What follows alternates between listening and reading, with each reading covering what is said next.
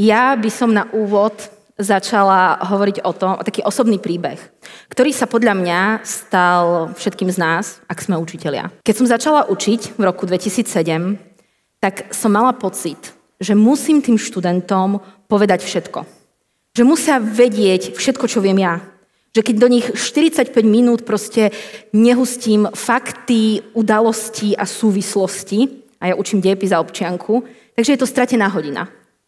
Presne takto som učila. A potom život plynul, vydala som sa, išla som na matersku, moje deti vyrástli a mám takú formatívnu spomienku, alebo teda rastli, majú 9 a 8, ešte rastú.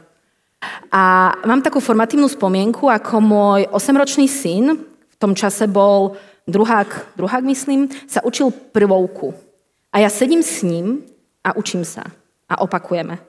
Maťko, živočichy sa delia na stavovce a bezstavovce. Medzi bezstavovce patria hmyz, pavúky, obrúčkovce a ulitníky. A moje 8-ročné dieťa toto opakovalo, bez toho, aby malo, podľa mňa, že hlbší vhľad do toho, čo sa učí. A mne bolo jasné, že on to zabudne. Že zajtra tú písomku nejak napíše, určite to bude vedieť, ale že to zabudne. A mala som také vnútorný hnev na tú pani učiteľku a potom som si povedala, že Eva, ale že ty robíš to isté. Ty na gymnáziu, čo je dar učiť na gymnáziu, 45 minút tiež do tých detí hustíš fakty, vedomosti a súvislosti, hoci všetci hovoria, že by sme viacej ako fakty mali rozvíjať kompetencie. A ja som ako mala pocit, že som moderný učiteľ, že ja rozvíjam kompetencie, veď občas im pustím video a občas sa o tom rozprávame, ale ten moment, kedy moje 8-ročné dieťa opakovalo ulitníky, obrúčkovce, som si uvedomila, že nie, Eva, nedobre to robíš. A vtedy som si povedala, že pri svojom vyučovaní musím nájsť väčšiu mieru rovnováhy medzi faktami a kompetenciami. A že mám ešte ten dar, že ja už učím stredoškolákov, čiže mne už prídu s nejakým penzom vedomostí. Hej. Lebo ja nehovorím, že jedno alebo druhé treba zdôrazňovať. Ja hovorím, že musíme medzi tým, alebo že ja som chcela medzi tým, nájsť väčšiu mieru rovnováhy. A úplne ma vytáča, keď sa nadýchnem na hodine a moji študenti berú pero a začnú písať. Ja hovorím, polož to pero. Ti polámem ručičku. Hej. Pretože ja som prešla takou sebareflexiou, že som si povedala, že ja nepotrebujem, aby zapísali stranu. Ja nepotrebujem, aby si písali všetko. Ja mám hodiny, keď si moji študenti napíšu 5 slovných spojení a 3 vety.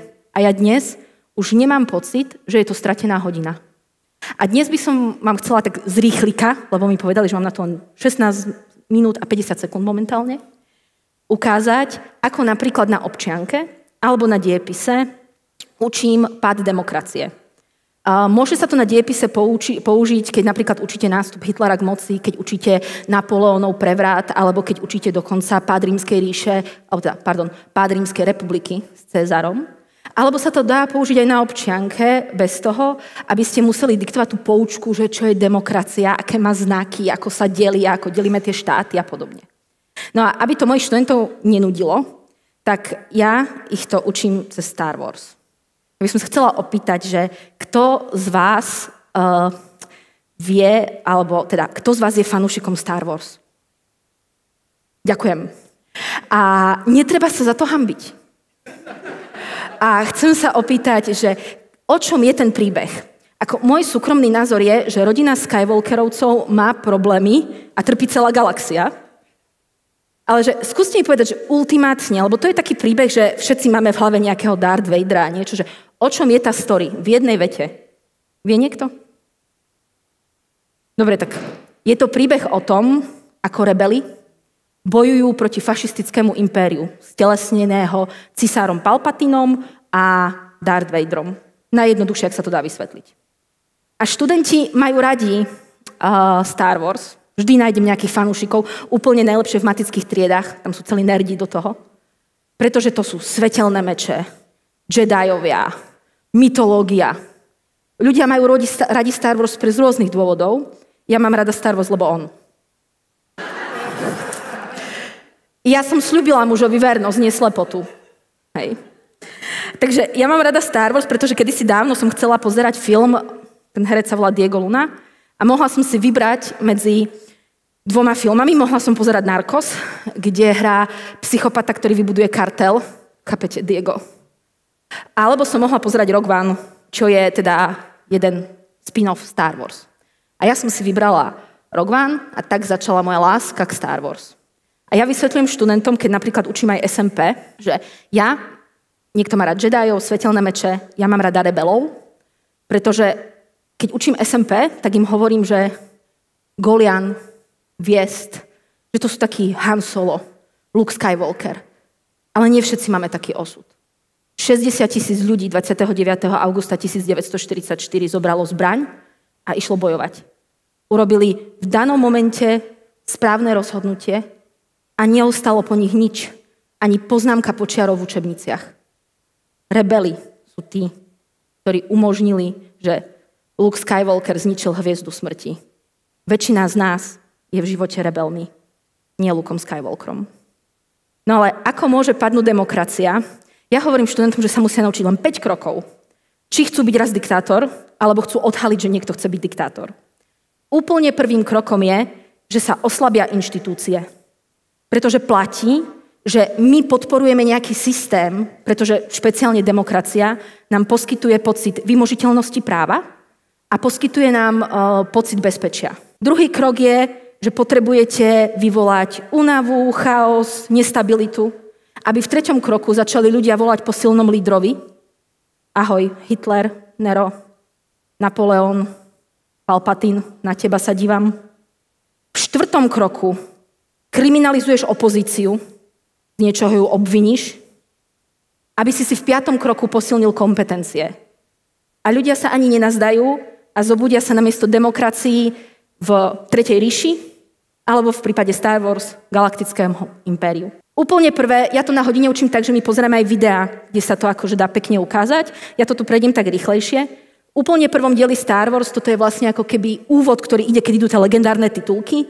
Vy môžete vidieť, že Galaktická republika vypísala dane, hej? A oligarchovia ich odmietli platiť. A začali okupovať iné planéty. Nič iné v tom príbehu nie je.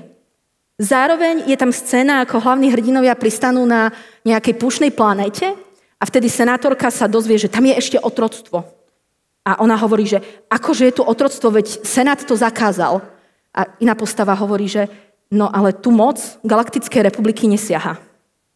Vždy pád demokracie začína oslabením inštitúcií, pocitu ľudí, že dosiahnu spravodlivosť a že môžu sa cítiť bezpečne. To je prvý krok. V ďalšom kroku, mohli by sme povedať, že v druhom dieli, budúci cisár Palpatine, ktorý to celé organizuje, vyvolá klonové vojny. Klonové vojny sa odohrávajú v celej galaxii a ľudia majú pocit, že všade sa bojuje.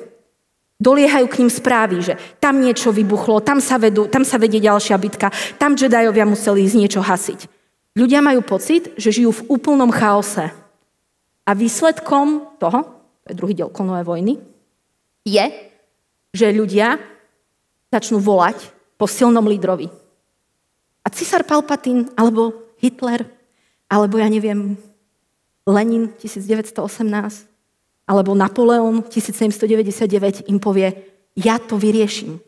Ja som ten silný líder, ktorý to vyrieši. V prípade cisára Palpatina by som povedala, jasne, že to vyriešiš, vyvolal si to. No a v 3. dieli, potom, keď už sme v 3. dieli, cisár Palpatine obviní z toho, že na neho spáchali atentát Jediov. Je to to isté, ako keď Hitler nechal podpáliť Ríšsky snem, obvinil z toho komunistov, obvinil z toho ľavicov, obvinil z toho svoju opozíciu, aby ich rozmetal a prijal zákon, že oni ako vláda nepotrebujú parlament, že môžu príjmať zákony. To isté sa deje v 3. dieli. A vlastne ako keby tu ukončujete ten okruh, pretože máte oslabené inštitúcie, chaos a únavu, volanie po silnom lídrovi, silný líder kriminalizuje opozíciu, aby následne získal väčšie kompetencie a aby následne vyhlásil galaktické impérium, ak sa budeme držať Star Wars. Tu priamo môžete vidieť legendárnu scénu, ktorá, ja ju používam na to, aby som študentom povedala, že to je scéna, kde Palpatine vyhlasuje doslova galaktické impérium A Padme Amidala, ktorá je senátorka, povie legendárnu vetu, lebo všetci ostatní tomu Palpatinovi tlieskajú. A ona hovorí vetu: takto umiera sloboda za hlasného potlesku davu. A ja tu vždy študentom zdôrazňujem, že okrem tých 5 krokov, ktoré si musia zapamätať, nikdy autoritárny režim nie je nastolený bez súhlasu väčšiny. Či sa bavíme o komunistoch v roku 1948 u nás, alebo sa budeme baviť o bolševickej revolúcii 1917, stále platí, že 51%, 50,5% bolo za. Samozrejme, že tí ľudia nevedeli, že dávajú biankošek na 40 rokov komunistickej diktatúry. Ale verili tomu. Nechali sa oklamať. Nerozumeli. Alebo to spájali s nádejou. Vždy sloboda umiera za hlasného potlesku davu. No a aby som teda nebola vždy taká depresívna na tej hodine, čiže len tých 5 vecí si majú študenti zapamätať, a len tých 5 si zapíšu. Oslabené inštitúcie, chaos, volanie po silnom lídrovi, kriminalizácia opozície, diktatúra. A aby som nekončila tak smutne, tak oni sa ma väčšinou opýtajú, že OK, že keď toto je tých 5 krokov, prečo, ako môže padnúť režim demokraticky, hoci kde, že či máme aj rovnakých 5 krokov, ako budovať rebeliu. Ja sa na nich pozriem a si poviem: oh, my sweet summer child. A poviem nie. Každá rebelia, každé zvrhnutie akéhokoľvek režimu od Pinocheta v Čile cez Franka v Španielsku až po dnešnú revolúciu u nás má iné kroky. Ale aby neboli smutní, tak im poviem, že máte 2 možnosti. Prvú, môžete čítať knihu. Väčšinou sa zľaknú. Hovorím, tenká je. To už mám ich pozornosť. Hovorím, môžete čítať Timothyho Snydera o tyranii, 20 poučení z 20. storočia. A keď stále nevyzerajú nadšení, že by akože čítali knihu, tak im poviem: OK, dobre, tak ďalej pozerajte Star Wars. Pretože Star Wars má celú sériu, ktorá sa volá Andor. Skvelé to je, teraz to skončilo, pozrite si to. Ako budovať rebeliu, ktorá plynule nadväzuje na film Rogue One o rebeloch. A ja im na tom seriáli viem ukázať 3 základné veci. Že každá rebelia stojí, alebo teda každý autoritatívny režim nestojí len na tých silných charizmatických lídroch, ktorí ostanú v učebnici, tak ako každá rebelia nestojí na Lukeovi Skywalkerovi a Hanovi Solovi, ale stojí na banalite zla. To sú títo prví 2. Na úradníkoch, ktorí chodia do práce a majú pocit, že dobre robia svoj job. Ľudia, ktorí povedia, že ja sa o to nebudem zaujímať, lebo idem na chatu. Nemusíte svojich študentov nútiť čítať Hanu Arendatovú a Eichmanna v Jeruzaleme, aby pochopili, čo znamená banalita zla. Stačí pozerať Star Wars. Druhý bod, že akákoľvek rebelia stojí na silných jednotlivcoch. Nemusí tu byť Luten Amon Motma. Môže to byť Václav Havel. Môžu to byť ľudia, ktorí sa rozhodli v určitom momente, že ich pravda stojí za to, aby vyšli zo svojej komfortnej zóny a obetovali čokoľvek. Ako by povedal Luten, pre východ slnka, ktoré neuvidím vychádzať. A úplne posledné, čo musíte vedieť, je, že silní jednotlivci stále nebudú nič znamenať v páde režimu, pokiaľ nebudeme bojovať alebo nebudeme budovať silu komunít, ktoré tiež túžia po zmene a sú ochotné za to tiež niečo obetovať. Väčšinou na konci tejto hodiny rozdám študentom papiere, kde je popis napríklad nástupu Adolfa Hitlera k moci a chcem, aby tam tých 5 bodov našli. Hej, čiže oslabené inštitúcie, chaos a únavu, čo tam mám potom, volanie po silnom jednotlivcovi, kriminalizáciu opozície a vyhlásenie alebo kvázi nástup diktatúry. A oni to vedia veľmi pekne a veľmi plynulo nájsť. Ja by som vám chcela povedať, že Star Wars hovoria také pekné slovné spojenie, že sekera zabudne, ale strom si pamätá. Že ak o 20 rokov, lebo my sme ako učitelia tej sekery, že možno povieme vetu, možno odučíme nejakú hodinu, s ktorou ani nesme možno nejak spokojní a my nevieme, ako veľmi tie stromy ovplyvňujeme. Že ak o 20 rokov, 25, nejaký môj žiak, ktorý už dávno zabudol, kedy bol požiar Ríšskeho snemu, si otvorí noviny a prečíta si v tých novinách, že nejaký politik chce niečo zaviesť, lebo je ťažká doba. Či už v jeho krajine, alebo v nejakej inej krajine. a jemu v hlave blikne, že že kto sme si hovorili s Wolfovou pred 25 rokmi, že teraz by som mal tomu venovať pozornosť, lebo možno sa bude diať toto a toto a toto. Moja misia ako sekery bola splnená. Ja som ešte neskončila. Zároveň vám chcem povedať, že ja keď sa to na vás dívam, a musím povedať, že nevidím vás dobre, lebo je tam tma, tak ja si myslím, že my všetci ako učitelia sme takí rebeli zo Star Wars. Akurát, že nebojujeme proti impériu, ale proti systému, ktorý takedy nefunguje, nepomáha nám, niekedy tak učíme napriek nemu, nie vďaka nemu. A že každý deň, hoci si to neuvedomujeme, robíme veľmi dôležité rozhodnutia. My ovplyvňujeme životy, hoci sa nám to nezdá. A že často máme pocit, a ja mám ten pocit, nie každá moja hodina vyzerá takto. Hej. Sú aj hodiny, keď diktujem. A mám hodiny, z ktorých odchádzam, že úplne že frustrovaná, a mám hodiny, z ktorých odchádzajú frustrované deti na betón. Mám pocit, a bolo niekoľkokrát v mojom živote momenty, kedy som to chcela vzdať. Lebo som mala pocit, že to nemá zmysel. Aby som chcela povedať, že ako rebeli musíme vytrvať. Nič iné nám neostáva. My všetci sme tie malé kvapky, ktoré svojim rozhodujúcim vplyvom sa nakoniec spojíme a ako by povedali, pretrhneme hrádzu imperiálnej moci. Niečo tým deťom zanecháme. A neostáva nám nič, iba dúfať, že svoj job robíme dobre. Pretože ako hovoria v Star Wars, rebelie sú postavené na nádeji. A ja by som svoju prednášku ukončila vetou, takže nech sila a kritické myslenie ostáva s vami. Ďakujem.